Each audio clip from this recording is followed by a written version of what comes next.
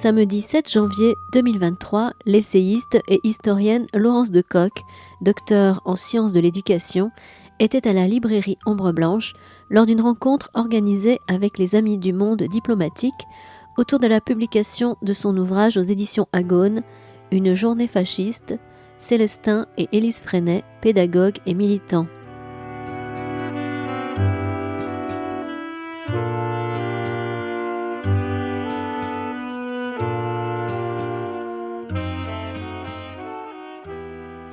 D'abord, dire tout le plaisir, puis nos remerciements à la librairie Ombre Blanche pour l'accueil, comme à chaque fois, chaleureux, et particulièrement pour Laurence Decoq, qui est une habituée de la librairie, de nos réceptions toulousaines, du lien aussi avec le festival Histoire à venir, lorsqu'il avait ses séances en période de Covid, qui avaient été un peu diffractées, mais qui étaient absolument nourrissante, et puis surtout un vrai plaisir de renouer avec quoi? Avec un travail sur l'histoire, qui est le tien, qui est un travail qu'on pourrait qualifier d'histoire publique. Comme tu es très attaché au terme d'école publique, moi je voulais te retourner le compliment pour dire que dans notre corporation, et elle est vaste, elle est abondante, il y a une catégorie particulière, je peux penser à Mathilde Larère, à Vanessa Caru pour d'autres raisons, etc., d'historiennes en particulier d'ailleurs, mais pas que, d'historiens aussi, qui ont cette envie de transmettre. Ça peut passer par le fait de collaborer à la revue L'Histoire pour quelque chose qui s'appelle donc Histoire Junior. Ça peut passer par le fait de fabriquer des livres aussi pour les enfants dans les classes primaires, et que je montre celui-ci qui concerne pourquoi a-t-on inventé l'école. On est en plein sujet bien sûr, mais en tout cas avec cette volonté aussi de ne pas faire comme si l'objet de recherche, en l'occurrence l'enseignement de l'histoire, en l'occurrence l'école et l'école publique, était un objet dépassionné au sens où il serait dépolitisé. Or le livre pour lequel on est là à 16h, une drôle d'heure, donc j'ai failli dire ce soir, non, à l'heure du goûter, eh bien, est un livre qui, effectivement, son sous-titre l'indique, pédagogue et militant, cherche à faire le lien au sein d'une historiographie où parfois ce lien est découplé, et c'est intéressant de dire découplé pour Célestin et Élise Freinet, entre ce qui est l'engagement dans une vie de travail de pédagogue et puis l'engagement dans ce qui est la cité pour porter une idée d'émancipation politique, d'émancipation sociale. Et c'est pour ça qu'il faut se féliciter lorsque des ouvrages viennent à point, issus d'un travail d'archives, issus d'un travail d'historienne, mais pour dire autre chose que séparons les cases et restons dans notre camp. Parce que, particulièrement pour ce couple de Célestin et d'Élise Freinet, ce serait non seulement dommage, mais faux, que de sectoriser et de ne s'occuper de ce qui serait uniquement une méthode, et Dieu sait qu'elle est importante, et Dieu sait qu'on va en parler, ou par ailleurs d'un militant dont le parcours ne serait que celui d'un pédagogue de guerre. On y reviendra. Donc, on est très heureux de te recevoir, de dire combien ton travail compte et s'inscrit maintenant dans la durée. Et je voudrais, pour en finir avec cette petite présentation, vous recommander particulièrement, parce que c'est un autre éditeur, pas seulement, parce que c'est aussi, ça fait partie de ces éditeurs qui s'engagent, justement, dans cette voie que tu portes, sur ce petit livre de l'éditeur Anamosa, qui s'intitule École, tout simplement, et qui fait partie de ces livres, on aurait dit avant, d'intervention dans le champ public, pour produire une histoire qui émancipe. C'est pas des liens qui libèrent, mais on n'en est pas loin. Alors, aujourd'hui, quand même, ce titre, Une journée fasciste, Célestin et Élise Freinet, pédagogues et militants, et la première question que j'ai envie de te poser, que s'est-il passé ce jour-là? Pourquoi faire et partir de cette journée-là? Et en quoi est-ce qu'il s'agit d'une journée particulière? Merci beaucoup, merci Olivier, c'est toujours une joie de dialoguer avec toi, et merci à Ombre Blanche pour cette invitation. Merci à vous d'être là. Pour vous récompenser, je vais donc vous raconter une histoire, l'histoire du 24 avril 1933. C'est une journée particulière qualifiée par Célestin Freinet lui-même de journée fasciste. Alors, qu'est-ce qui s'est passé? Célestin Freinet, c'est un instituteur qui a commencé sa carrière au début des années 20. Et en 1933, il est instituteur avec Élise, sa femme, on va en reparler sans doute, à Saint-Paul de Vence, petit village provençal. Et déjà, depuis quelques années, Célestin Freinet et Élise aussi sont très engagés. Ils sont membres du Parti communiste. Ils ont un côté plutôt révolutionnaire, anarchiste. C'est assez difficile de les classifier politiquement. Mais ils sont très militants. Ils sont également militants de l'éducation nouvelle. Donc, ils ont une certaine reconnaissance nationale, internationale. Et à l'intérieur du village de Saint-Paul, ça ne plaît pas toujours. Et en particulier, ça ne plaît pas au maire de Saint-Paul, qui s'appelle Joseph de Margne, et qui lui aussi est très politisé, mais exactement à l'inverse d'Élise et les Célestins, puisque c'est un proche de la Ligue des Patriotes, c'est un proche de l'extrême droite, proche aussi de l'Action française. Et Joseph de Margne, aidé par d'autres, on pourrait dire un petit peu la bourgeoisie de Saint-Paul, commence à grincer des dents avec cet instituteur qui ne pratique pas exactement la même pédagogie que les autres instituteurs, qui fait faire des choses super bizarres aux enfants, il leur fait faire des textes imprimés, on va y revenir, il est par ailleurs réputé pour être un rouge, donc tout ça, tout ça commence à faire du bruit dans le village, ils vont jamais à l'église, donc le curé lui-même ne le porte pas vraiment dans son cœur, surtout qu'Élise a la bonne idée de faire des séances de nudisme sur son balcon, donc se disent mais qu'est-ce que c'est que ce couple, voilà. Et donc il y a une espèce de rumeur, de ragot qui commence à circuler depuis des mois dans le village, et Joseph de Margne attend un petit peu l'événement, le prétexte pour pouvoir vraiment mettre en branle toute une procédure d'exclusion. Il veut se débarrasser de Célestin Freinet. Et le prétexte arrive parce que Célestin Freinet, parmi sa pratique, il avait, c'est au centre de sa pratique, on va y revenir, il faisait écrire les élèves, et il avait ce qu'on appelle la pratique du texte libre, c'est-à-dire que les élèves pouvaient écrire vraiment ce qu'ils souhaitaient. Et un jour, un élève, le petit Diaz, raconte son rêve. Et son rêve, c'est qu'il est incité par Célestin Freinet à tuer le maire. Et les enfants repartaient avec le texte imprimé chez eux. Donc évidemment, tous les enfants de la classe, ils étaient une trentaine, ont rapporté le texte de Diaz chez eux. Et là, ça y est, on avait le prétexte, c'était la preuve que cet instituteur faisait de la subversion, qu'il incitait à la violence, qu'il fallait absolument s'en débarrasser. Et une nuit, le rêve du petit Diaz est collé sur les murs de Saint-Paul avec des affiches insultantes disant que c'est un instituteur communiste, rouge, léniniste, marxiste, proche des Russes, etc., soviétique, et qu'il faut s'en débarrasser. Le maire organise toute une grève des parents. Donc la moitié de la classe commence à sécher les cours, les élèves ne vont plus dans la classe, les choses s'enveniment, Élise et Célestin se sentent véritablement en danger, le bruit d'une manifestation commence à circuler, l'administration ne fait rien, la police ne fait rien non plus, à part envoyer 2 gendarmes pour surveiller ce qui se passe, et le 24 avril 1933, des parents, le maire, l'adjoint au maire et tout un tas de personnes plutôt issues de la bourgeoisie de Saint-Paul débarquent devant l'école de Saint-Paul, avec le curé, bien entendu, qui a même, paraît-il, fourni les casseroles et les crécelles aux enfants pour faire du bruit. Donc un bruit incroyable, plus d'une centaine de personnes criant devant l'école « Dehors Célestin Freinet, dehors le rouge », etc. Au point qu'à un moment donné, Célestin Freinet prend peur. Il descend dans la cour de l'école, armé. Et il braque son arme sur les manifestants et il dit « Je défendrai mes élèves et l'école coûte que coûte ». L'affaire se tasse parce que là, quand même, ça jette un petit froid et puis il y a quand même des gens qui interviennent, dont le maire, pour calmer un petit peu le jeu.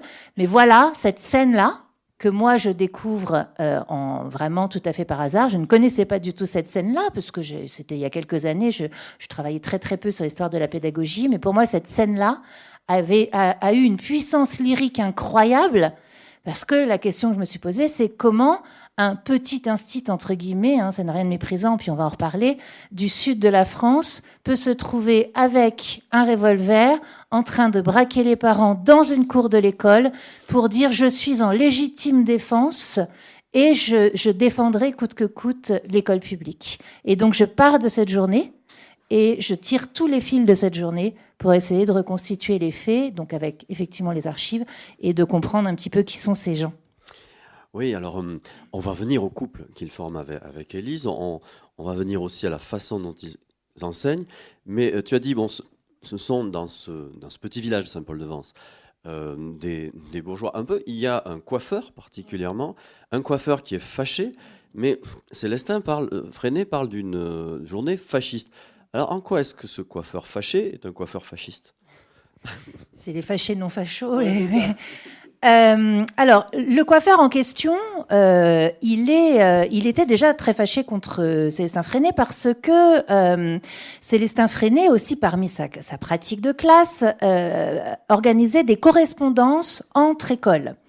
Et les correspondances, c'était les élèves qui s'envoyaient des cartes et qui se racontaient un petit peu leur vie, et en particulier avec des écoles de la Russie.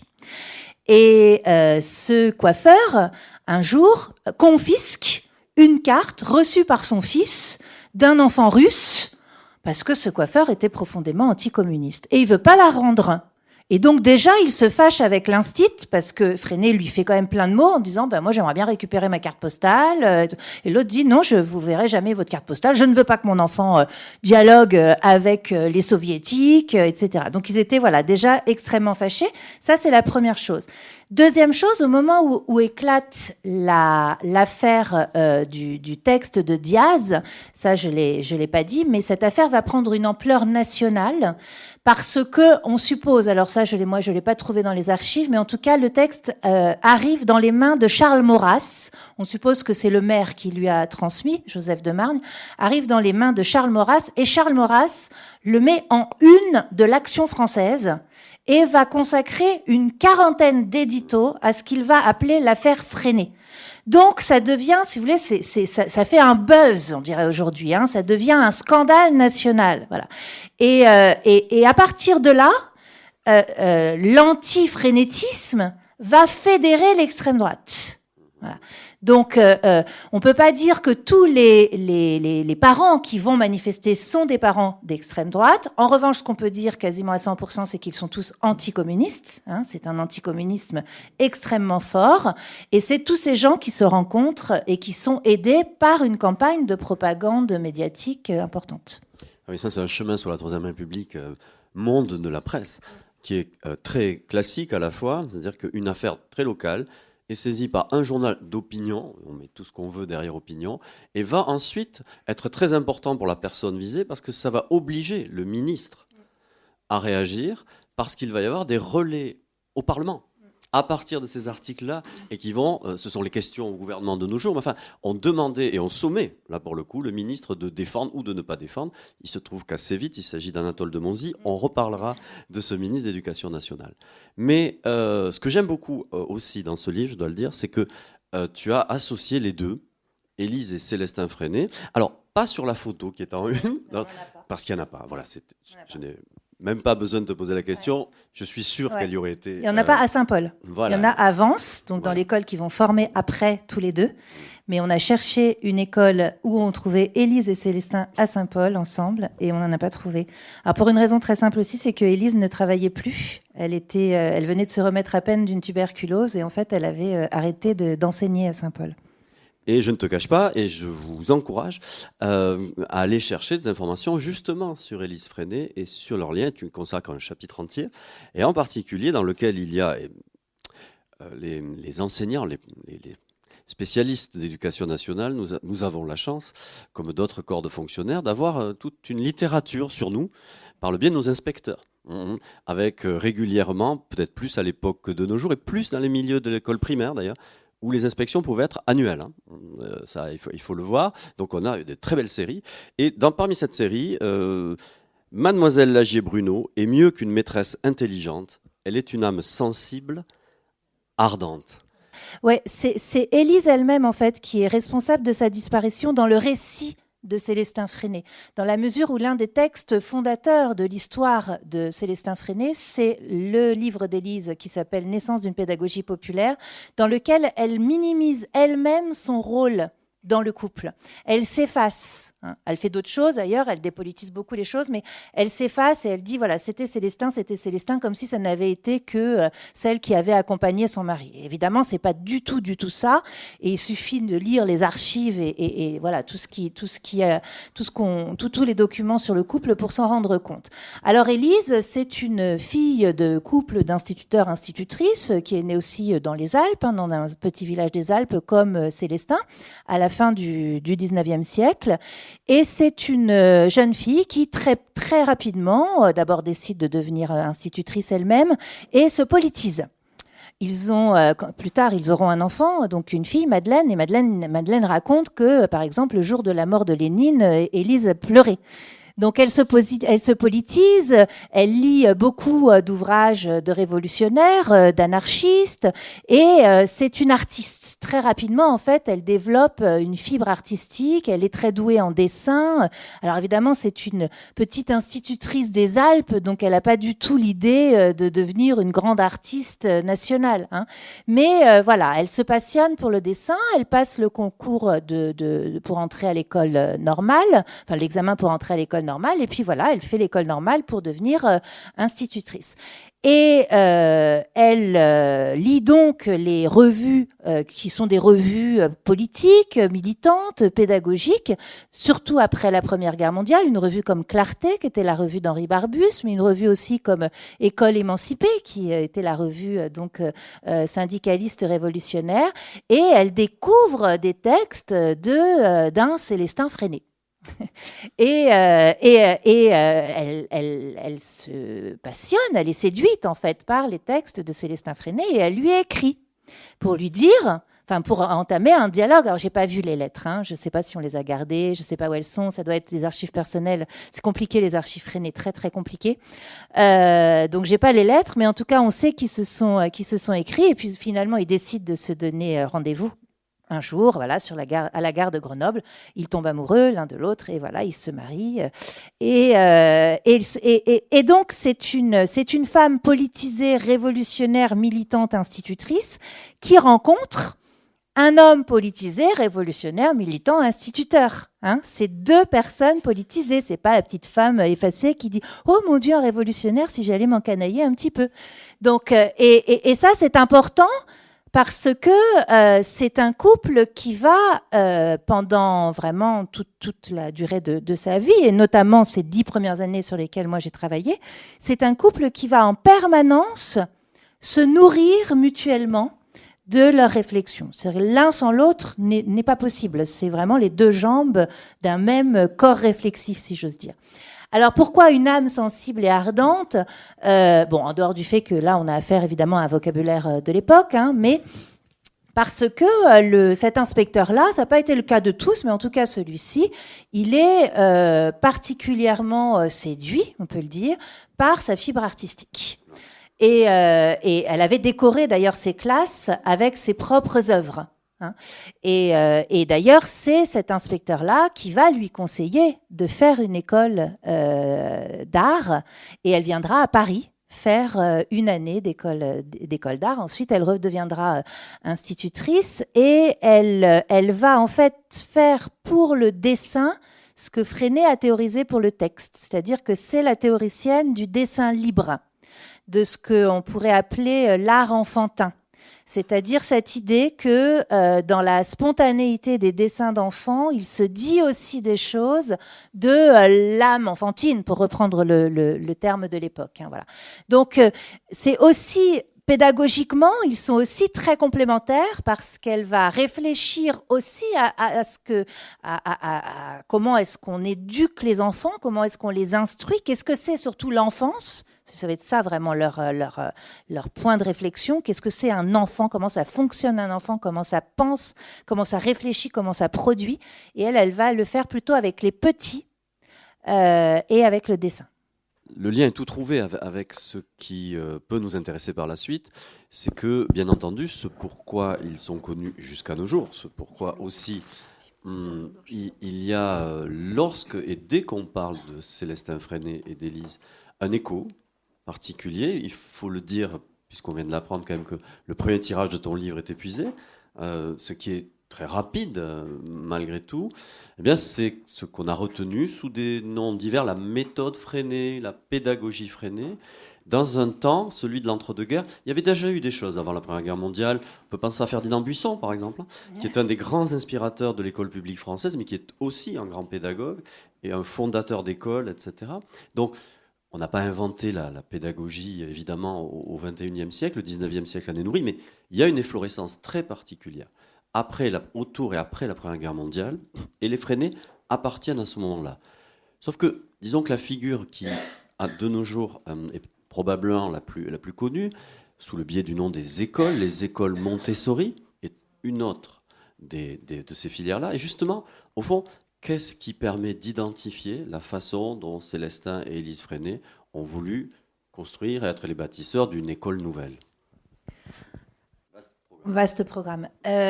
Alors, effectivement, pour poursuivre l'histoire de ce courant que l'on appelle l'éducation nouvelle, courant en effet qui existe antérieurement à la Première Guerre mondiale, mais qui se formalise et qui s'institutionnalise après la Première Guerre mondiale, notamment en 1921 à Calais, avec la naissance de la Ligue internationale de l'éducation nouvelle. Ce sont des pédagogues du monde entier qui se retrouvent. Alors, à Calais, il n'y a pas Montessori, mais elle arrive tout de suite après. Même Freinet n'y est pas non plus, mais il arrive après. Mais c'est des gens dont vous connaissez peut-être les noms. Je vais vous dire Adolphe Ferrière, qui était quelqu'un qui admirait beaucoup Célestin Freinet. C'était De Crowley. Vous savez, c'est l'inventeur de la méthode dite globale qui fait tant parler. Claparède, Montessori, bien sûr. Voilà, c'est tous ces noms-là de pédagogues qui restent encore aujourd'hui dans notre héritage pédagogique, qui se retrouvent et qui se retrouvent autour de questions qui les fédèrent, même s'ils ont beaucoup de divergences en réalité, énormément de divergences, mais il y a quelque chose qui les fédère. La première chose qui les fédère, c'est le besoin, le désir de mettre l'enfant véritablement au cœur de la réflexion pédagogique et psychologique. On est aussi à la fin du 19e, début 20e siècle, en plein boom de la psychologie de l'enfant. On découvre en fait que l'enfant n'est pas un vase creux qu'il suffirait de remplir. On découvre qu'il y a, on peut appeler ça une personnalité enfantine, une psychologie enfantine, des paliers d'apprentissage, ça va être le fameux Piaget, etc. Bon. Donc, tout ce qui est sciences cognitives, d'une certaine manière, et psychologie cognitive de l'enfant, a beaucoup de succès. Les gens d'éducation nouvelle disent, dans une perspective de transformation du système éducatif, il faut obligatoirement partir de l'enfant. Donc, c'est vraiment un intérêt qui est porté à l'enfant, et notamment à cette idée que l'enfant doit participer à la construction de ses savoirs. C'est-à-dire que s'il n'est pas impliqué dans la construction du savoir, alors de toute façon, il n'y aura pas d'apprentissage possible. Et cette implication doit passer par tout un travail qui partirait non pas de ce qu'il ne sait pas, mais de ce qu'il sait. Donc, tout ce qui est, par exemple, lié à la proximité de l'enfant, son milieu, son environnement naturel, etc., et progressivement le mener à plus d'abstraction. Là, on a vraiment un point qui est très, très fédérateur dans le mouvement plus large de l'éducation nouvelle. Après, il y a d'autres choses qui sont l'éducation à la paix, parce qu'on sort de la guerre et que donc il faut à tout prix qu'il n'y ait plus cette guerre, et donc c'est l'éducation à la paix. Et ça, c'est, on va dire, les deux piliers, les deux jambes de l'éducation nouvelle. Mais je vous l'ai dit, à l'intérieur de ça, il y a des gens qui sont très différents. Si on prend Montessori, par exemple, Montessori, c'est une médecin, d'abord, qui est assez exceptionnelle, c'est une notable italienne. Elle réussit à faire des études de médecine, ce qui pour une femme, je crois qu'elle était la deuxième en Italie à le faire, deuxième ou troisième, donc c'est quand même, voilà, c'est totalement exceptionnel. Et la méthode qu'elle va mettre en place est une méthode qui est au départ une méthode quasi thérapeutique, c'est-à-dire comment amener des enfants que l'on appelle des enfants attardés, c'était comme ça qu'on les qualifiait, comment faire entrer les enfants attardés dans les apprentissages. Et en tant que médecin, en tant que scientifique, elle va développer des objets. C'est une pédagogie qui va partir d'objets, de manipulation d'objets, comme les lettres rugueuses, comme les bouliers, et comme aussi tout est un objet à taille en fait des enfants. Ça, c'est une grande en fait avancée qui est faite grâce à Montessori, le fait d'avoir du matériel scolaire qui est vraiment à taille d'enfant et du matériel du quotidien aussi à taille d'enfant, des petites éponges, des petites assiettes, etc. Ce qui intéresse Montessori, c'est pas tellement la question de la socialisation par l'école, c'est la question de l'entrée dans les apprentissages par tous les enfants. Ça intéresse aussi beaucoup Célestin et Élise. D'ailleurs, ils lisent Montessori, ils la connaissent, ils la lisent. Dans la revue qu'ils font, les revues qu'ils font, ils font des comptes rendus des livres de Montessori, mais Célestin Freinet est irrité par Montessori. Et il est irrité pour plusieurs raisons. D'abord parce que, il la trouve beaucoup trop catho. Et il a raison, elle est effectivement beaucoup plus religieuse de le dire, c'est rien de le dire. Alors, catholique, c'est compliqué, les historiens de Montessori ne sont pas tous d'accord là-dessus, mais en tout cas, c'est une théosophe, elle a une forme de spiritualité sur des trucs qui sont complètement étrangers. Évidemment, ils sont matérialistes jusqu'au bout des ongles, quoique, mais bon, à Freinet. Donc, ça l'irrite. Et puis, Freinet, d'autre part, je vous l'ai dit, c'est un militant politique. Et pour lui, il ne peut pas y avoir de pédagogie sans une finalité beaucoup plus importante que simplement faire entrer l'enfant dans les apprentissages. C'est une finalité de transformation sociale. Il ne peut pas, en fait, la seule finalité possible pour lui, pour une pédagogie, en tout cas qui serait digne de ce nom, c'est pas simplement transformer l'école, c'est pas simplement transformer un individu, c'est transformer la société tout entière. C'est un révolutionnaire. Il est allé se balader en Russie, il est allé se balader en Allemagne, il a visité des écoles autogérées. Élise aussi connaissait des militantes, notamment anarchistes, femmes allemandes. Et lui, ce qui l'intéresse, c'est travailler avec des enfants pauvres, mais ça, Montessori, il faut reconnaître qu'elle l'a fait aussi, et deux, travailler avec des enfants pauvres pour tout simplement abolir le capitalisme. Il faut le dire comme ça, c'est comme ça qu'il le dit. Voilà. Alors, ça ne veut pas dire qu'il faisait de la propagande politique dans ses classes, ça c'est autre chose, mais en tout cas, c'est cette finalité qu'il avait. Voilà. Donc, travailler uniquement avec les enfants issus des milieux populaires, c'est ce qu'il va appeler l'école du peuple ou la pédagogie prolétarienne. Donc, travailler avec les enfants issus des catégories populaires et puis surtout œuvrer à une transformation sociale. Et il trouvait la Ligue internationale d'éducation nouvelle beaucoup trop molle. Il trouvait qu'elle ne s'engageait pas suffisamment, surtout au moment de la montée des fascismes et des nazismes en Europe, qu'elle ne s'engageait pas suffisamment contre ça. Et évidemment, il en voulait aussi à Montessori de s'être engagé avec Mussolini. Oui. D'ailleurs, lorsqu'ils vont fonder le CEL, le L, c'est quoi ? Ouais. Ah oui, laïque. Alors, il est profondément laïque.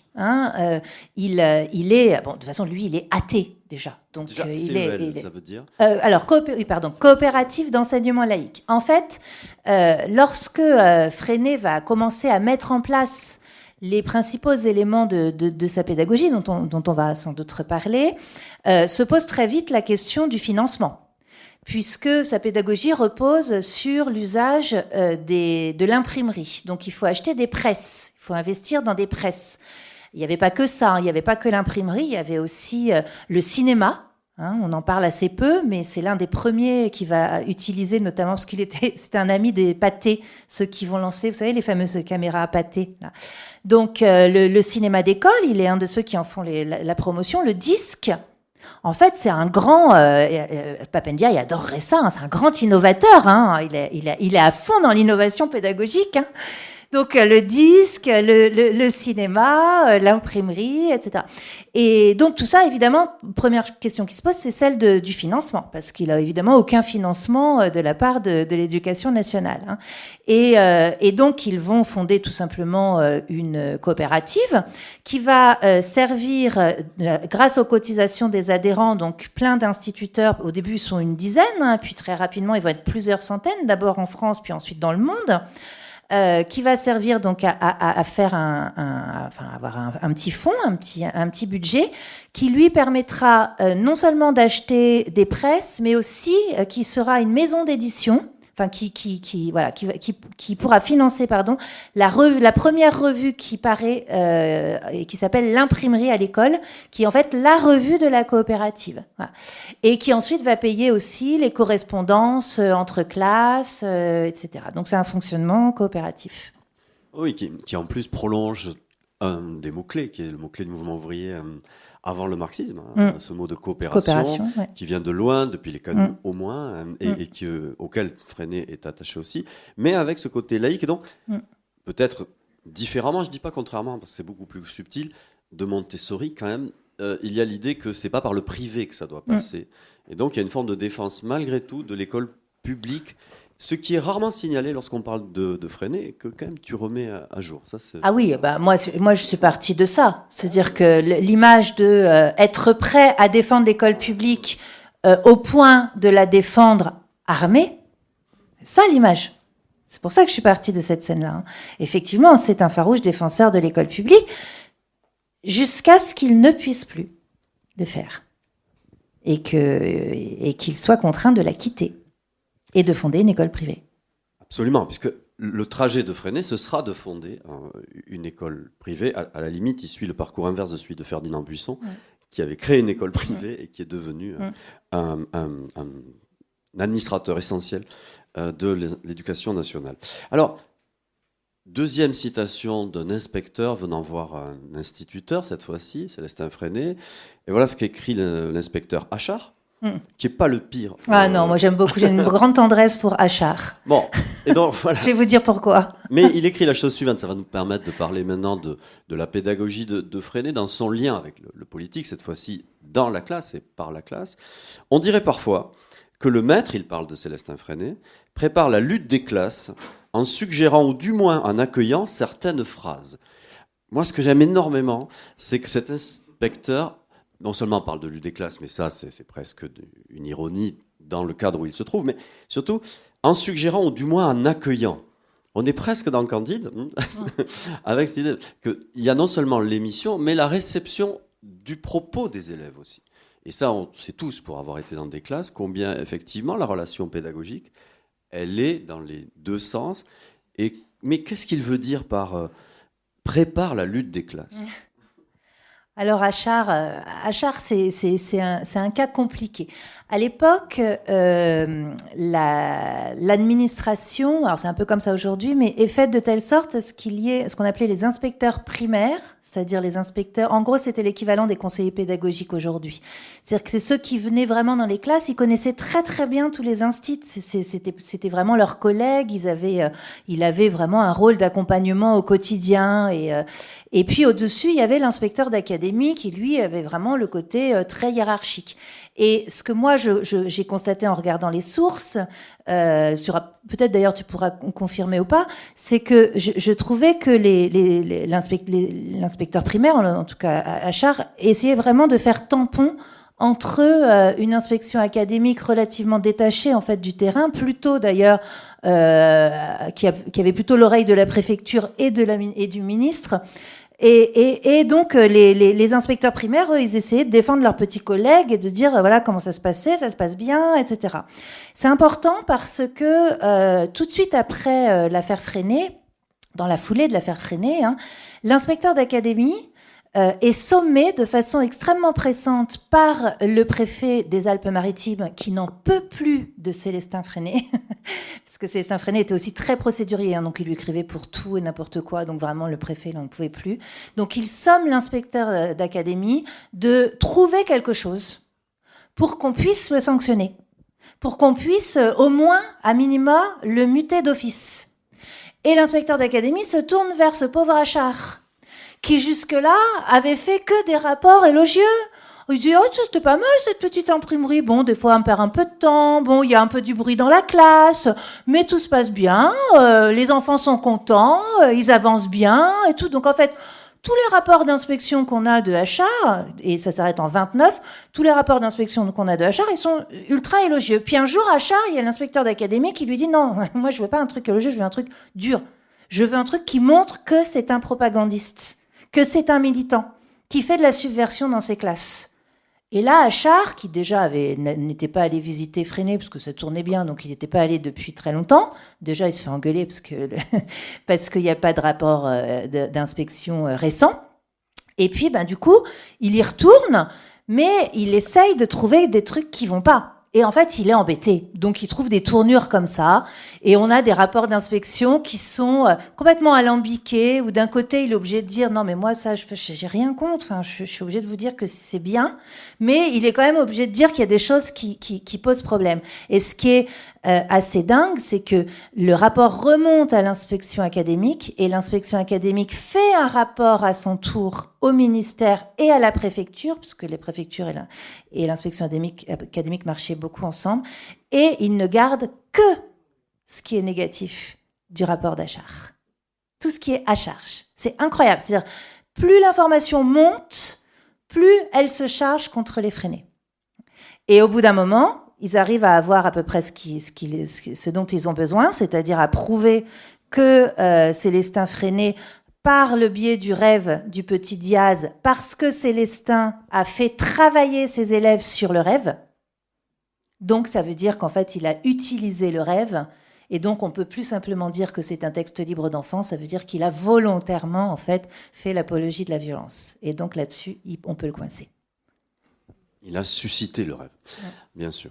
Alors, ce qui veut dire que dans le parcours de Célestin Freinet, il y a un moment où il va être suspendu, révoqué. Qu'est-ce qui se passe exactement ? Non, alors, juste après la journée fasciste, donc du 24 avril 1933, l'inspecteur d'académie vient le voir et lui dit « Il faut partir là, monsieur Freinet, il faut que vous fassiez quelque chose, vous ne pouvez plus rester là, c'est trop dangereux. » Il avait raison, hein, de fait, la situation était quand même particulièrement compliquée. Et Célestin Freinet arrive à négocier de prendre un arrêt maladie, parce qu'on n'en a pas encore parlé, mais Célestin Freinet est quand même quelqu'un qui est un grand blessé de guerre. Hein. Il a perdu 70% de sa capacité respiratoire parce qu'il a été blessé au poumon droit pendant la Première Guerre mondiale. Et il était régulièrement arrêté parce qu'il était très fatigué. Hein. Donc déjà, il réussit à négocier du temps en disant « Bon, je me mets en arrêt maladie ».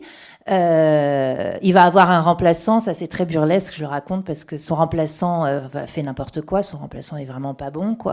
Donc évidemment, il peut pas s'empêcher d'aller mettre son nez là-dedans. Et puis il prend quand même ses élèves pour les préparer au certificat d'études, mais il a pas le droit. Enfin bon, bref, ça continue. Mais en tout cas, voilà, dans un premier temps, il est en arrêt maladie. Et puis ensuite, la sanction tombe, il est muté d'office. Et il est muté dans son ancienne école de Bar-sur-Loup.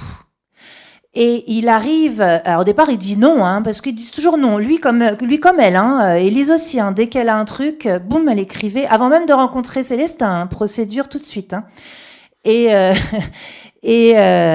donc, au départ, il dit non, et puis bon, finalement, il arrive à être convaincu, surtout parce qu'il y a ses anciens élèves qui vont l'accueillir et qui vont dire, bon, on va vous préparer votre classe et tout, ça va être super, machin. Donc, il est content. Il arrive sur place à Bar-sur-Loup, et là, son logement de fonction n'est pas libéré. Donc, il écrit. Je ne prendrai pas mon poste. Vous m'aviez promis que le logement de fonction serait libéré, il ne l'est pas, etc. Ça, c'est la première chose. Donc, il continue à harceler ce pauvre inspecteur d'académie. Et puis, la deuxième chose qui est assez drôle, c'est qu'il avait demandé la garantie au ministre de pouvoir poursuivre sa technique d'imprimerie à l'école. Et il entend dire que le ministre aurait dit, c'est de la rumeur, à l'inspection académique que non, il n'avait pas du tout cette garantie-là. Et alors là, du coup, il demande une garantie écrite du ministre de pouvoir continuer à pratiquer l'imprimerie à l'école. Et évidemment, il ne l'a pas. Donc, à nouveau, ça s'envenime. Et finalement, parce qu'il faut quand même dire que tout ça est extrêmement éprouvant pour le couple Freinet, hein, c'est pas, faut pas du tout imaginer, en tout cas moi, c'est pas du tout comme ça que je les ai découverts dans les archives. J'ai pas découvert deux personnes qui,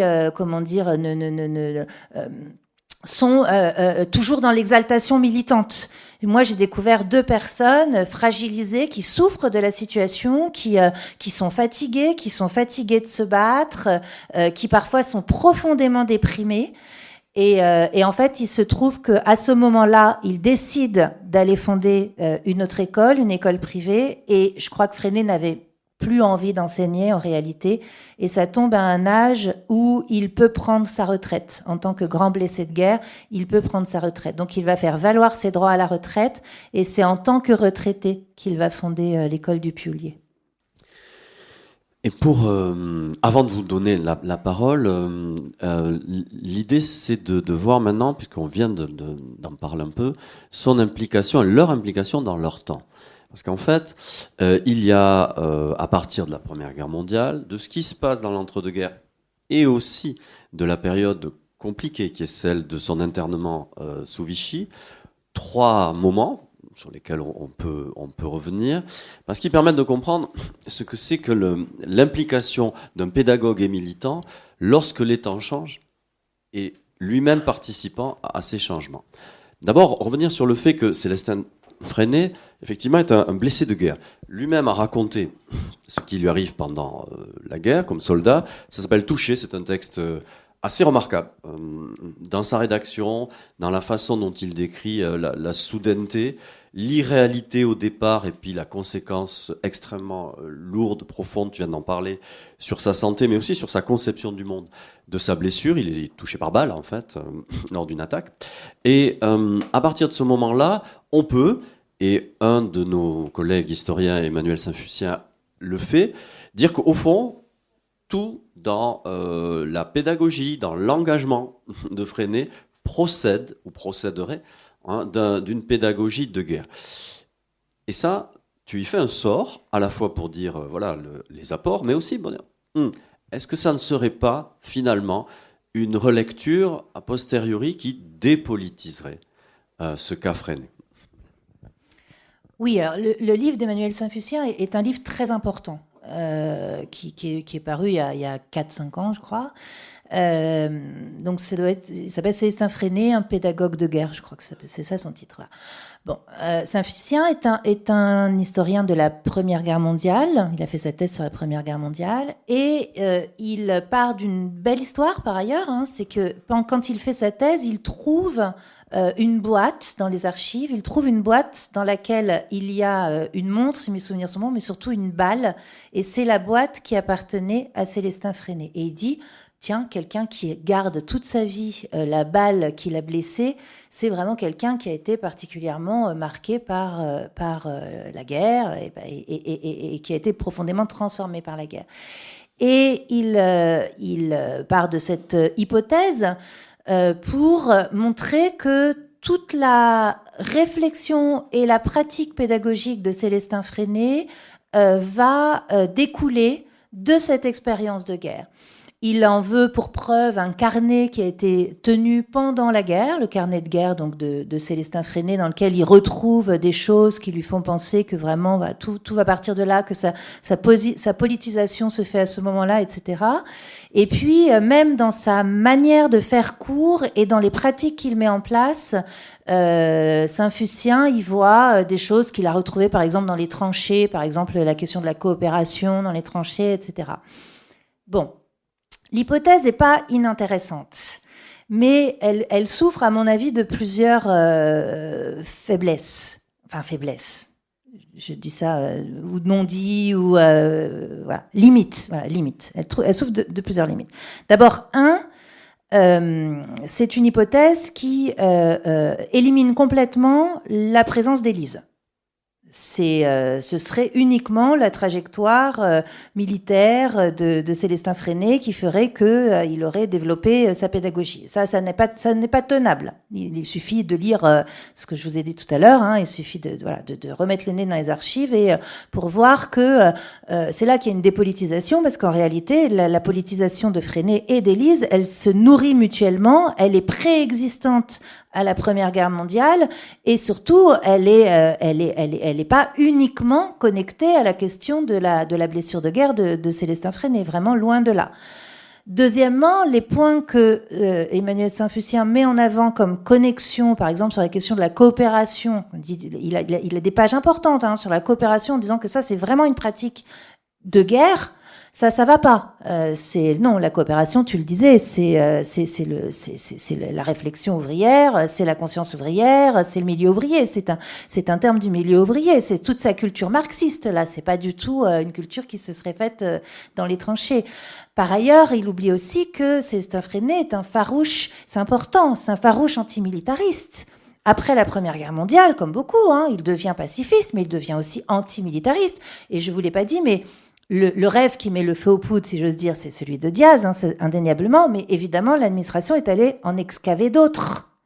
Et parmi ceux qu'elle garde à charge, il y en a un qui est un rêve fait par des enfants qui racontent que y a un tel, je ne sais plus comment il s'appelle, je le mets aussi, on a demandé dans la classe qui voulait aller à la guerre, et puis il y en a 2-3 qui ont dit qu'ils voulaient aller à la guerre, mais ils sont vraiment fous de vouloir aller à la guerre. Et donc en fait, c'est un texte antimilitariste que l'administration va d'ailleurs utiliser pour dire qu'il fait de la propagande antimilitariste, alors qu'on commence justement à se dire que ce serait bien de resensibiliser les gamins à la question de la guerre. Donc, c'est difficile quand même de qualifier de pédagogue de guerre quelqu'un qui est profondément antimilitariste. Voilà. Donc, l'hypothèse, elle est intéressante parce qu'elle nous pousse à réfléchir à des origines de la pédagogie qui ne soient pas simplement l'histoire de la pédagogie, l'histoire de l'éducation nouvelle, etc. Mais à mon avis, elle tient pas complètement la route, quoi. Alors, on prend l'autre bout du spectre, puisqu'on a beaucoup parlé quand même de l'entre-deux-guerres, donc je vais sauter à pieds joints pour aller jusqu'au moment où Célestin Freinet, d'abord, pourquoi est-il arrêté, que fait-il en prison, et ensuite, qu'est-ce que lui et Élise font, et qui, justement, fait partie d'un des argumentaires, cette fois-ci anti-Freinet, mais d'une autre façon, c'est-à-dire en lui reprochant des proximités avec le régime du maréchal Pétain. Alors oui, ça c'est quand même une autre affaire qui est très importante. C'est que dans le livre d'Emmanuel Saint-Fucien, je découvre vraiment que Célestin Freinet a écrit une lettre au maréchal Pétain pour pouvoir être libéré de son camp d'internement en 1940. Et Emmanuel Saint-Fucien a raison de dire que c'est quand même pas beaucoup dit, y compris par des gens du mouvement Freinet qui ont quand même un peu passé ça sous silence, quoi. Et ça va pas.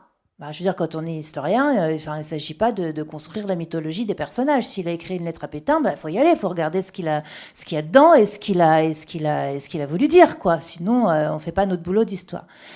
Alors, l'interprétation d'Emmanuel Saint-Fucien, c'est de dire que il y aurait chez Freinet une forme de convergence avec certaines idées de Pétain. Et que d'ailleurs, on retrouve ça dans l'éducation nouvelle, ce ne serait pas le seul à l'avoir fait, etc. Et il va plus loin, puisqu'il considère qu'ils ont même, lui et Élise, ont même eu, à un moment donné, une attirance très forte pour le nazisme. Et en tout cas, le projet, pas le nazisme en tant que tel, mais le projet d'Europe hitlérienne. Bon, là, c'est du lourd. Là, vous comprenez à chaque fois, on passe quand même une étape supplémentaire. Donc là, ça devient très, très lourd. Donc, je me suis dit, OK, on va prendre l'affaire à bras-le-corps et moi, je vais essayer de comprendre, je vais donner ma propre interprétation, ce que j'ai fait. Alors là, quand même, il faut te féliciter parce que dans notre milieu des historiens de l'école et de l'éducation, ça circulait sous forme de rumeurs. Oui. Et alors, tu dis que moi aussi, je l'avais appris chemin faisant, mais il y a un petit moment, mais avec cette idée que, voilà, au fond, tous ces gens de l'école nouvelle, malgré tout, comme ce sont des révolutionnaires, au fond, c'est une opportunité. Ce monde ancien qui s'écroule, conservateur compris, pour être remplacé par un monde des possibles qui s'ouvre. Donc, il y avait toujours cette idée que, après tout, ce sont des novateurs. Dès lors, ce qui s'effondre est plutôt une chance. Attention, rumeur. Et donc, il faut y aller, comme tu dis. Ben oui. Et là, tu y es allé, donc... oui, il faut y aller. Merci. Oui, parce que de toute façon, dans les archives, je la trouve, la lettre de Pétain, donc, à Pétain. Donc je me dis, je ne peux pas faire comme si elle n'existait pas. Oh, une lettre à Pétain. Je l'ai reproduit. Donc, alors, déjà, pourquoi est-ce qu'il est interné ? Il est interné parce que c'est un instituteur communiste. Donc, voilà, à l'époque, je ne dis pas tous, ils passaient en camp d'internement. Les communistes, 39-40, peu sont passés entre les mailles du filet. Donc, il est interné. Et là, Élise et lui ont peur d'une chose, et ils ont raison. c'est qu'il est en très mauvaise santé. Souvenez-vous, hein. Il est en très mauvaise santé et Élise se dit, il va pas survivre à un camp d'internement. Au départ, en plus, les camps d'internement, c'est pas du tout, ça devient jamais confortable, hein, mais au début, c'est vraiment des trucs complètement improvisés. C'est humide. Enfin, vous savez, dans Provence, dans la région des Alpes de Haute-Provence, quand c'est humide, il fait froid, quoi. Hein. Donc c'est humide. Après, il va passer en Ardèche, pareil, il fait super froid, etc. Donc ils ont peur et on voit bien dans les lettres qu'ils vont s'écrire que Célestin a peur de mourir. Et Élise a peur qu'il meure. Ça, c'est déjà une chose qui est très, très importante. Ensuite, l'autre chose à savoir, c'est que Élise et Célestin vont entamer une correspondance qui va être quotidienne, dès le premier jour de l'arrestation de Célestin. On en a la moitié de publiés par leur fille, Madeleine, et la moitié correspond déjà à 800 pages. Donc, il y a 1600 pages de correspondance où ils se sont écrits tous les jours. Et évidemment, ils s'écrivaient ce qui se passe au quotidien, machin, il y a la vache qui a fait ci, ça, est-ce que tu crois que je dois vendre ci, ça, etc. Mais ils s'écrivaient, ils commentaient aussi l'actualité, en tout cas dont ils avaient connaissance, quotidienne. Exactement comme vous, là, s'il y a des couples parmi vous, vous retrouvez le soir après le boulot, vous écoutez la radio ou la chaîne d'info continue et vous donnez votre avis. Donc, moi, je trouve que ça, non. En fait, c'est ça, c'est les discussions de couple, de coin du feu, quoi. Donc, effectivement, ils réagissaient sur tout ce qu'ils entendaient, tout ce qu'ils pouvaient entendre. Et donc un jour, c'était Paul Reynaud se lâche, c'est lui qui nous a mis, qui t'a mis en prison. Moi, je suis bien contente que ces gens-là, de toute façon, ils soient arrêtés, ils soient remplacés par quelqu'un. Ok, d'accord, c'est peut-être pas quelqu'un de très bien, mais au moins ça va nous sortir un petit peu, ça va nous décrasser un petit peu de cette démocratie bourgeoise. Puis la lettre d'après, c'est non, faut quand même pas, non, c'est quand même compliqué la Vichy ce qui se met en place. T'as vu un petit peu tous les gens qu'ils ont arrêtés et tout, on n'en peut pas cautionner ça. Puis la fois d'après, j'ai lu un livre qui s'appelle Hitler m'a dit. Ça a l'air vachement intéressant. Enfin, cet Hitler, il n'est pas inintéressant comme monsieur, hein. Puis ce qu'il fait là, bon, d'accord, il y a des trucs qui. Mais tu vois, je le voyais pas sous cet angle. Ah bon, je vais le lire. Et donc la fois d'après, c'est Élise qui l'a lu. Oh, je suis pas tout à fait d'accord avec toi. En fait, c'est ça, si vous voulez. Et Saint-Fucien a eu tendance un peu à sélectionner les lettres et à ne garder des lettres que celles qui allaient dans le sens d'une apologie d'Hitler et de l'Europe hitlérienne. Vous voyez ce que je veux dire? Alors que quand on reprend au quotidien leurs lettres, en fait, on s'aperçoit que c'est un couple qui papote, ils avancent, ils se plantent, ils disent « Ah ben non, pardon, je me suis trompée, ah ben oui, là je crois que, etc. » Donc ça, c'était une première chose. J'avais envie de resituer leur correspondance dans le cadre d'une correspondance privée de couple, se sachant lus par la censure, hein, ça c'est quand même un truc important, mais n'imaginant pas que leur correspondance allait rentrer dans l'histoire comme une espèce de pièce à conviction de ce que pouvaient penser des grands pédagogues en 1939. C'est important ça. Hein, c'est un peu tous les textos à la con qu'on s'échange là, où voilà, on peut dire une chose et son contraire le lendemain. Mais ça m'a un peu fait cet effet-là. C'est pour ça que je pense que c'était très important d'abord de replacer toute cette réflexion, qui n'est pas une réflexion politique aboutie, dans le cadre d'une correspondance privée de couple qui à un moment donné se sent libre aussi d'aller dans un sens et puis dans l'autre, etc. Bon, ça c'est pour le côté tout ce que Saint-Fucien va utiliser pour dire qu'ils auraient un petit peu des convergences avec la révolution hitlérienne. Maintenant, il reste la lettre à Pétain. Dès qu'il est arrêté, en partant, il dit à Élise « Tu vas écrire à tout le monde ». Alors, ils ont l'habitude, hein, vous avez compris, ils ont l'habitude d'écrire. Hein, ça, ils écrivent. Hein, ça, ils n'arrêtent pas. Hein. Il lui dit, tu vas écrire à tout le monde. Et elle écrit à tout le monde. C'est-à-dire que tous les membres du gouvernement, tous les gens qu'elle connaît, de Adolphe Ferrière, le président de la Ligue d'éducation nouvelle, toutes les personnalités qu'elle connaît, les syndicalistes, etc., elle leur écrit. Elle passe ses journées à écrire des lettres aux gens pour que les gens fassent des lettres demandant la libération de Freinet au gouvernement.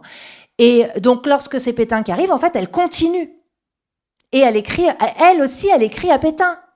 Et là, Freinet, il dit, moi, je vais aussi lui écrire à Pétain.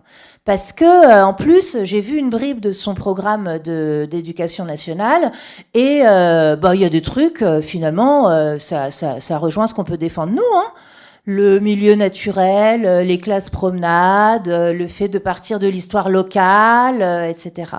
Et donc, la lettre qu'il écrit, c'est exactement la même trame, d'ailleurs, que les lettres que Élise écrivait à tous les autres. C'est-à-dire que c'est une lettre dans laquelle, d'abord, il parle de son état de santé. Hein, il dit, il faut me libérer parce que je ne suis pas sûre de tenir longtemps. Ensuite, effectivement, dans la lettre, il va mettre en avant les points de convergence entre des bribes de discours de Pétain sur l'école et ce qu'il estime avoir mis en place dans ses classes. Et, parce que c'est un être humain et qu'il est aussi un peu cynique et menteur, il dit évidemment à Pétain, moi j'ai jamais été un militant politique. Hein. Moi j'ai très très peu de liens avec les communistes. Mon état, ma fonction sociale, voilà. Mon rôle essentiel, c'est être éducateur et pédagogue. Voilà, non, je veux vraiment rien à voir avec la politique. Bon, là évidemment il y a d'une mauvaise foi absolue. Hein. Mais voilà, c'est ça qu'il fait. En fait, c'est une lettre qui est pleine de stratégie, hein, indéniablement, pour essayer d'obtenir sa libération. C'est une lettre qui est à replacer dans une somme de lettres. Hein, ça, là-dessus, c'est absolument fondamental. Et puis, je crois aussi, parce que faut aussi se dire les choses, hein, quand je dis c'est un être humain ordinaire, je pèse mes mots, c'est quand même aussi quelqu'un qui est en quête de reconnaissance, qui trouve qu'il n'a pas eu la reconnaissance qu'il méritait, notamment par Jean Zay. Hein, il a une très très grosse déception par rapport à 36. Il est, pour lui, il était persuadé qu'il serait appelé comme bras droit de Jean Zay. Hein, et puis, quand il monte le Front populaire de l'enfance, il a zéro réponse. Il est ultra vexé, en fait. Hein. Et je pense qu'il s'est aussi positionné comme un spécialiste de la pédagogie auprès de Pétain, pour aussi avoir cette reconnaissance-là. Voilà. C'est le moment d'en venir à vos questions quand même, parce que là nous sommes frontaux, et heureusement, puisqu'on a invité Laurence de Coq, mais si vous le souhaitez, je vous tends bien volontiers le micro, et même je me lève pour le faire. Qui est-ce qui souhaite poser la première question, toujours la moins simple? Je peux le faire, hein, mais c'est mieux. Merci. La question que j'avais, c'est sur l'événement là, de la journée fasciste. Par l'extrême droite, vous avez dit que ça avait été porté au niveau national. Est-ce que dans les sphères syndicales politiques auxquelles participe Freinet, il y a des réactions nationales, et de quel type? Ah oui, bien sûr, hein, j'ai oublié de préciser, c'est branle-bas de combat. On a dans les archives des centaines de télégrammes, alors soit d'instituteurs ou d'institutrices spontanés qui écrivent en disant c'est scandaleux ce qui arrive à Monsieur Freinet, etc., soit de sections fédérales, nationales, départementales, de syndicats. Il a une unanimité syndicale à ses côtés, et donc un très très fort soutien à cet endroit-là. Il a aussi un fort soutien des milieux politiques, et notamment évidemment communistes. Alors bon, on parle quand même d'une époque où le Parti communiste, c'était pas rien. Et par exemple, il se joue un duo intéressant entre l'Humanité et l'Action française, c'est-à-dire que dès que l'Action française sort un article, donc Maurras, l'Humanité répond via Virgile Barrel, qui était un grand militant communiste aussi de la région, et qui était un ami de Freinet, qui avait été d'ailleurs aussi interné, qui sera plus tard interné avec Freinet. Et donc il y a un soutien aussi des milieux politiques, des réseaux politiques qui est très très fort. Il y a le soutien également des réseaux associatifs avec la Ligue des droits de l'homme et les mouvements antifascistes qui sont en train de se créer, parce que là aussi c'était quelque chose, hein, c'est-à-dire qu'en fait il faut quand même imaginer que on est dans un moment d'expansion de l'extrême droite avec toutes les ligues d'extrême droite, hein, pensez au 6 février 34 qui est un moment qui va vraiment particulièrement choquer, freiner, hein, le 6 février 34, hein. Donc on est dans un mouvement d'ascension d'extrême droite, mais contrairement à aujourd'hui, si vous voulez, il y a une réponse en face. Et les groupes de vigilance antifasciste, la gauche, enfin c'est quand même ce qui va mener au Front populaire, hein, c'est fort, c'est puissant. Et il les a avec lui. Voilà. Donc oui, il a un très fort soutien, des meetings de soutien qui sont organisés, et son cas est toujours abordé en meeting de soutien, par exemple. Il est aussi soutenu par la gauche alors ça s'appelait pas l'Assemblée nationale, si. J'ai un doute là. C'est le. Il est soutenu par la gauche. C'était l'Assemblée nationale, ça s'appelait la Chambre. Oui, c'est déjà l'Assemblée nationale. Bien sûr. Voilà, donc l'Assemblée nationale. J'ai un doute, c'est entre les congrès du. Non, c'est l'Assemblée. C'est l'Assemblée. Effectivement, et c'est d'autant plus remarquable ce soutien qui est quasi unanime que c'est un temps, 1933, de division syndicale à couteau tiré durablement, enfin, jusqu'un an plus tard. Oui, et là, il y a union là-dessus, sur ce dossier. Ouais. Merci beaucoup. 2 remarques et une question. Je ne peux pas m'empêcher de penser, quand vous parlez d'une journée particulière, au film d'Ettore Scola, qui met en scène Mastroianni et Sophia Loren sur ces questions de la subversion et du fascisme. Je ne peux pas m'empêcher aussi, quand vous parlez, de penser à Janusz Korczak et à Augusto Ferrer, qui paieront de leur vie leur engagement dans les pédagogies qu'on a appelées ou qu'on peut encore appeler subversives. Voilà. Et ma question, je ne peux pas m'empêcher non plus de faire le rapprochement de cette histoire avec l'histoire d'aujourd'hui et des attaques en règle des mouvements fascistes institutionnalisés tels que celui de Zemmour contre et du Front Rassemblement National contre l'école publique, laïque et républicaine. Oui, alors, sur vos 2 premiers points, oui, 1000 fois oui. Alors, Ferrer était une grande inspiration de Freinet, hein, bien sûr. L'école moderne, c'est voilà, on a des liens, on a des filiations là qui sont directes. Korczak, je vais y arriver. Non, mais c'est plus tard, forcément. Enfin, c'est pas beaucoup plus tard d'ailleurs, c'est contemporain, mais ils se croisent pas. Enfin, en tout cas, moi, j'ai rien vu d'échange ou voilà. Je crois qu'ils se connaissent pas. Puis c'est pas la France, c'est la Pologne. Enfin voilà, ils se connaissent pas. Mais Ferrer, oui, indéniablement. Sur le 3e point, pour tout vous dire, donc moi j'ai dépouillé les archives en 2018. Ensuite je les ai laissés un petit peu refroidir. On fait toujours ça quand on fait de l'histoire. Après je les ai repris, je les ai traités, organisés. C'est du temps très long, hein. C'est pas un ouvrage d'intervention, ça c'est vraiment, je l'ai vraiment monté comme un livre d'histoire. Et j'ai commencé la rédaction proprement dite, donc une fois que tout avait été traité, organisé, au printemps dernier. Et là, très honnêtement, à chaque fois, les correspondances avec le contemporain me sautaient aux yeux. D'ailleurs, ce livre, je l'ai dédicacé à Kai Terada, à Hélène Carey, à tous les militants qui sont aujourd'hui réprimés par l'État. Et ça m'a sauté aux yeux à plein d'endroits. Alors, le premier endroit aussi, dont là on n'a pas parlé, mais qui était vraiment très très important, c'est la question matérielle. Parce qu'en fait, le premier objet de dispute entre le maire Joseph de Margne et Célestin Freinet, c'est l'état de l'école. Célestin Freinet reproche à Joseph de Margne, et il a raison, de ne pas nettoyer l'école, de ne pas lui envoyer du bois pour chauffer le poêle, de ne pas faire le ménage, de ne pas avoir des toilettes qui sont dignes de ce nom, de ne pas avoir l'eau courante et d'être obligé d'aller à la fontaine qui est à plus d'une centaine de mètres, les égouts qui remontent dans le préau, tout ça est décrit dans des lettres.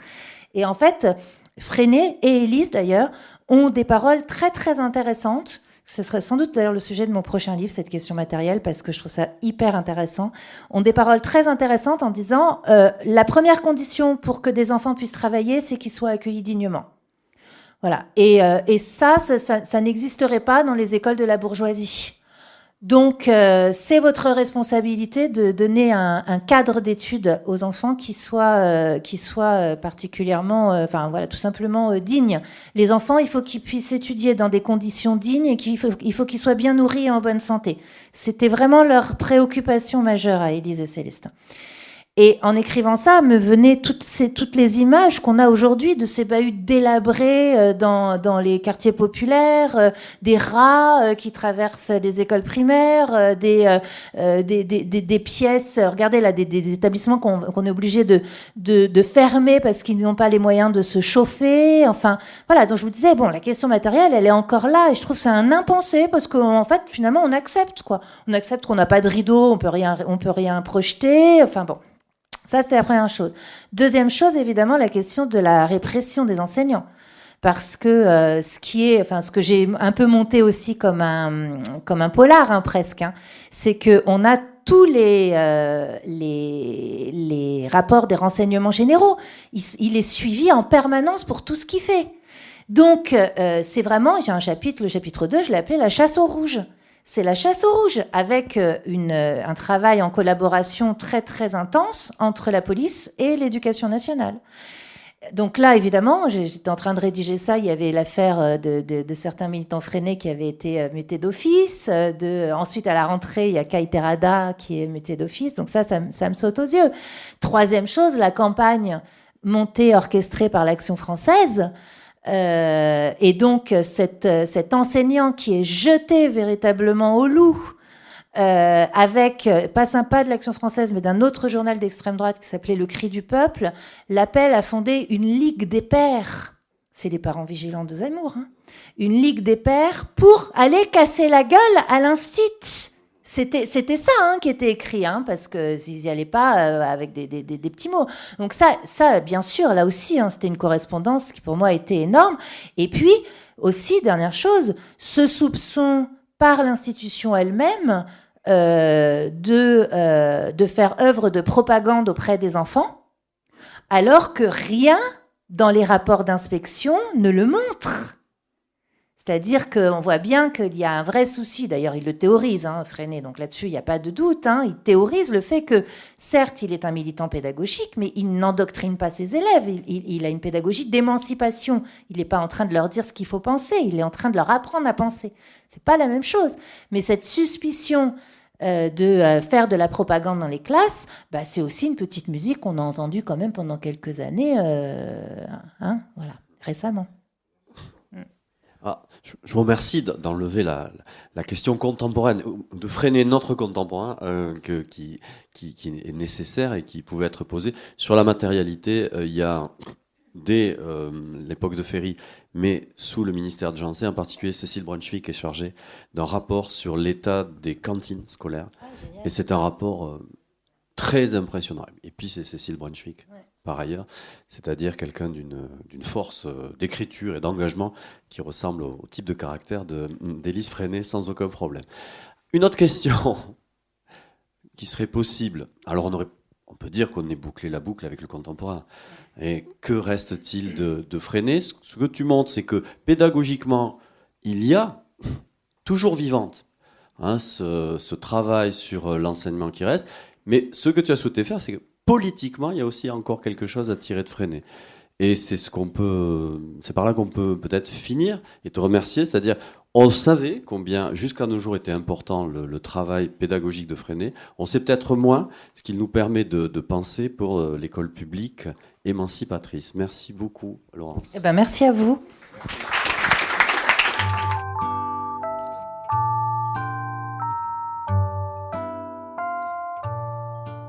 Vous venez d'écouter Laurence Decoq, autrice de l'ouvrage « Une journée fasciste, Célestin et Élise Freinet, pédagogues et militants », édition Agone, à la librairie Ombre Blanche, le 7 janvier 2023.